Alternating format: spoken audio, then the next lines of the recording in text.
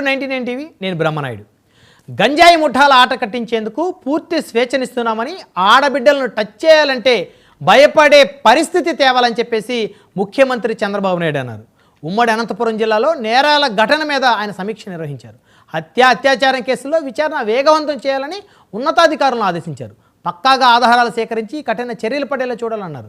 ఈ సందర్భంగా దర్యాప్తు చర్యల వివరాలను డీజీపీ ఉన్నతాధికారులు సీఎంకు వివరించారు.